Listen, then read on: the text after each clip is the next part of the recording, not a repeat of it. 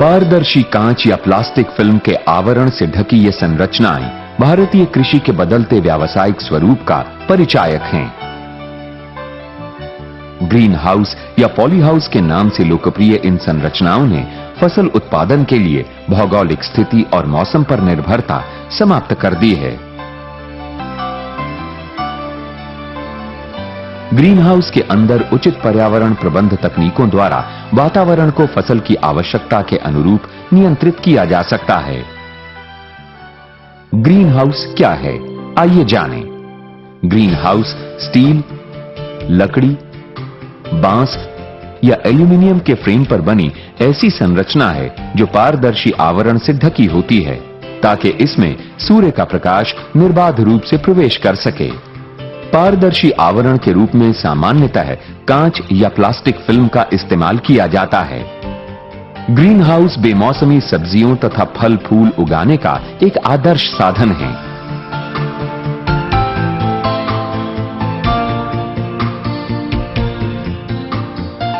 इसके अतिरिक्त पौध तथा टिश्यू कल्चर से विकसित नाजुक पौधों को कठोर बनाने के लिए ग्रीन हाउस का नियंत्रित वातावरण उपयोगी होता है।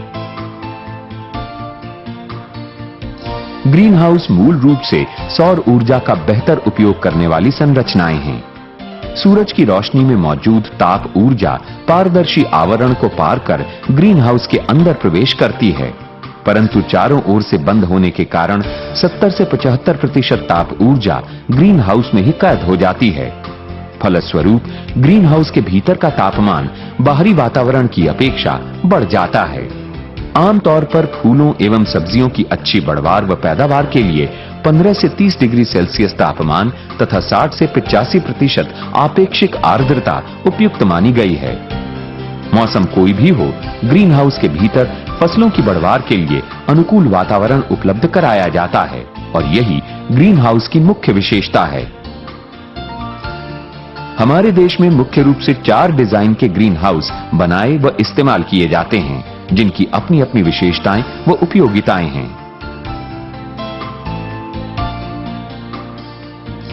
सुरंगनुमा ग्रीन हाउस।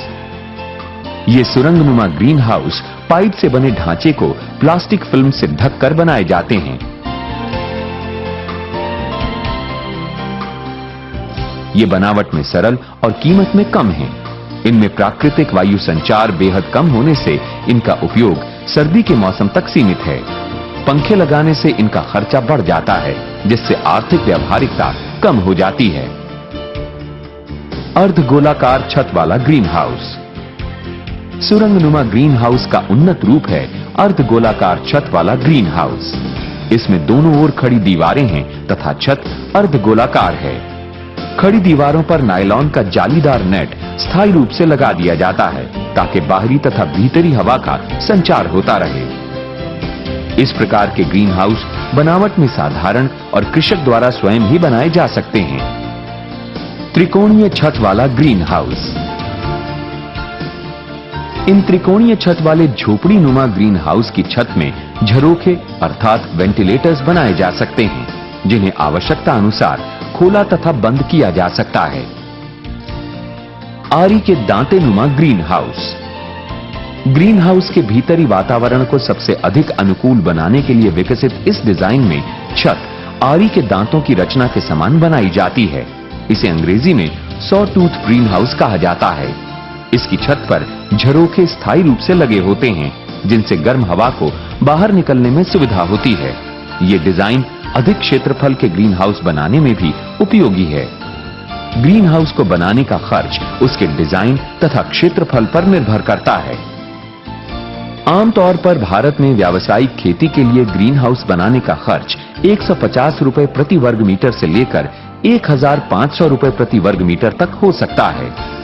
आइए अब देखते हैं कि अर्धगोलाकार छत वाला ग्रीन हाउस आप किस प्रकार स्वयं स्थानीय कारीगरों की मदद से बना सकते हैं, जिससे इसके बनाने का खर्च कम आएगा। ग्रीन हाउस की स्थापना के लिए चुना गया स्थान ऊंचाई पर होना चाहिए, जहां वर्षा के पानी का ठहराव न हो सके।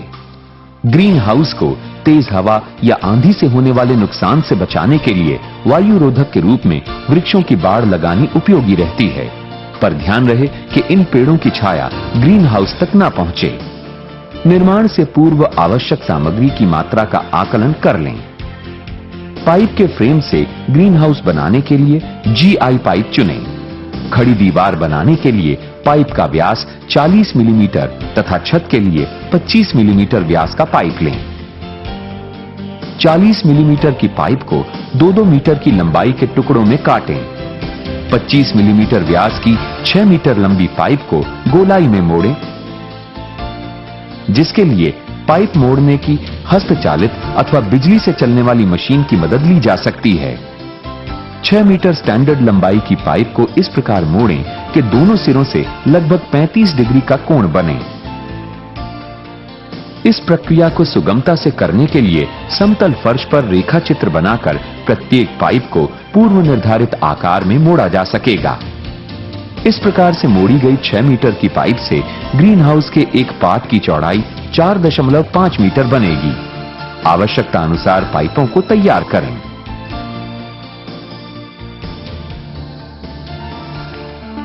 ग्रीन हाउस बनाने के स्थान पर खेत में एक आयताकार क्षेत्र बनाएं, जिसकी चौड़ाई 4.5 मीटर तथा लंबाई आवश्यकता अनुसार हो। लंबाई की ओर प्रत्येक 2 मीटर पर एक 50 सेंटीमीटर गहरा गड्ढा खोदकर उसमें सीमेंट कंक्रीट से एक पाइप का खूंटा गाड़ें। खूंटे लगाते समय यह ध्यान रहे कि सभी खूंटों का लेवल एक समान हो। खूंटे के 10 से 15 सेंटीमीटर की लंबाई में 2 मीटर लंबाई के पाइप के पोल लगाएं। इस प्रकार सभी पोल लग जाने पर उनके ऊपरी सिरों पर पहले से तैयार मोड़ी गई पाइप लगाकर ग्रीन हाउस की छत का ढांचा खड़ा करें। पाइपों के सिरों की आपस में मजबूत पकड़ के लिए नट बोल्ट कसें। पाइप का ढांचा खड़ा होने के बाद लकड़ी की पट्टी लगाकर चारों ओर से नायलॉन का नेट लगाएं। नेट के छिद्रों का आकार 40 मेश होना चाहिए।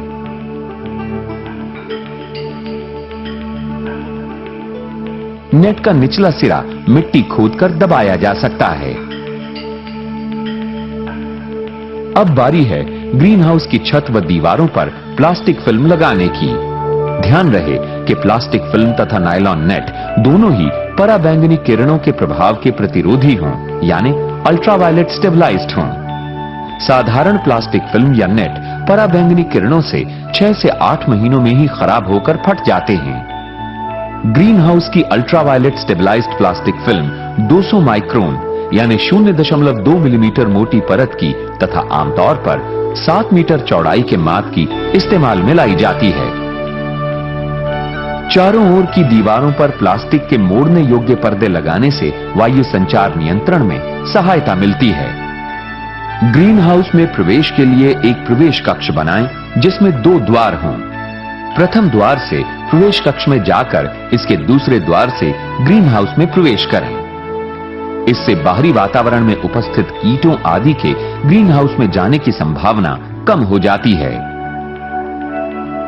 आइए अब देखें कि विभिन्न प्रकार के ग्रीन हाउस में भीतरी वातावरण को कैसे नियंत्रित किया जाता है। ग्रीन हाउस के भीतरी वातावरण में तापमान व आर्द्रता का प्रबंध वायु संचार यानी वेंटिलेशन पर निर्भर करता है। वायु संचार के 2 साधन हैं, एक प्राकृतिक और दूसरा यांत्रिक। प्राकृतिक वायु संचार ग्रीन हाउस के डिजाइन और बाहरी हवा के बहाव पर निर्भर करता है। आमने सामने की दीवारों से प्लास्टिक के पर्दे को ऊपर समेट देते हैं ताकि बाहरी हवा नायलॉन के नेट से अंदर जा सके तथा अंदर की गर्म हवा को दूसरी ओर से बाहर निकाल दे। ग्रीन हाउस में यदि छत पर लगे झरोखे हैं तो अंदर अधिक गर्मी होने पर उन्हें खोलें और ग्रीन हाउस के अंदर का तापमान उपयुक्त होने पर इन्हें बंद करें। इन झरोखों से ग्रीन हाउस के अंदर की गर्म तथा नम हवा बाहर निकल जाएगी तथा साइड से बाहर की हवा अंदर पहुंचकर वातावरण को अनुकूल बनाएगी। कुछ ग्रीन हाउसों में छत के पास स्थायी रूप से झरोखे यानी वेंटिलेटर्स बनाए जाते हैं ताकि वायु संचार बना रहे। इस प्रकार के ग्रीन हाउस प्राकृतिक वायु संचार के लिए उत्तम हैं। ग्रीन हाउस का भीतरी वातावरण प्राकृतिक वायु संचार से अपेक्षाकृत कम प्रभावित होता है, इसलिए ऊर्जा की खपत कम या बिल्कुल न होने से प्रबंधन का खर्च काफी कम हो जाता है। यदि ग्रीन हाउस का भीतरी वातावरण प्राकृतिक वायु संचार से अनुकूल न बन पाए तो यांत्रिक साधनों जैसे पंखे, हीटर इत्यादि की सहायता लेनी पड़ती है। इस प्रकार के साधनों के इस्तेमाल में प्रयत्न करना होता है कि 1 मिनट में ग्रीन हाउस में कुल भीतरी आयतन के बराबर वायु का आदान प्रदान हो सके। वर्ष के अधिकांश समय भारत में ग्रीन हाउस का भीतरी तापमान बाहरी तापमान के मुकाबले अधिक रहता है, इसलिए यांत्रिक विधि में ग्रीन हाउस के अंदर शीतलन प्रणाली प्रयुक्त की जाती है। इसमें पंखों के साथ साथ पैड भी होते हैं, जिन्हें पानी द्वारा लगातार गीला करके छिद्रों द्वारा हवा को प्रवाहित किया जाता है। इस प्रकार अंदर आने वाली बाहरी हवा इन गीले पैड से होकर गुजरती है। नतीजा हवा का ठंडा होना। लगातार ठंडी हवा आने से ग्रीन हाउस के अंदर का तापमान कम हो जाता है, जो पौधों के अनुकूल होता है। इस प्रक्रिया को वाष्प शीतलन कहा जाता है। यह प्रक्रिया तब बहुत प्रभावी होती है जब बाहरी तापमान अधिक तथा आर्द्रता कम हो। ग्रीन हाउस के अंदर का तापमान कम करने तथा आर्द्रता को बढ़ाने के लिए फॉगिंग तकनीक का इस्तेमाल भी किया जाता है।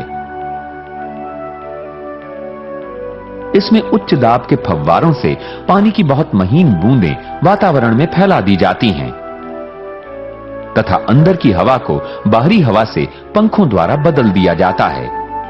यह प्रक्रिया पौध व टिश्यू कल्चर पौधों के लिए बहुत प्रभावी है।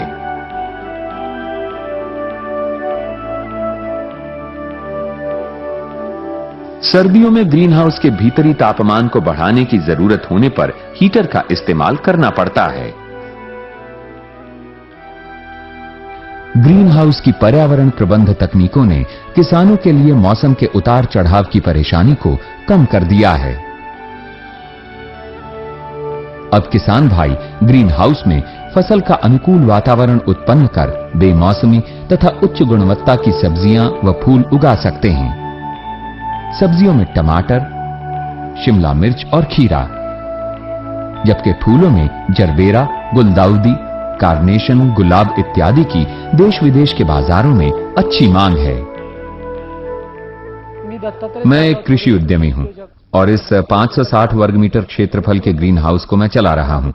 इसमें मैंने जरबेरा फूल के लगभग 3200 पौधे लगाए हैं। इस क्षेत्रफल से एक साल में 1,20,000 फूल मिलते हैं और एक फूल लगभग 2 रुपए से 2.5 रुपए के मूल्य पर बिकता है।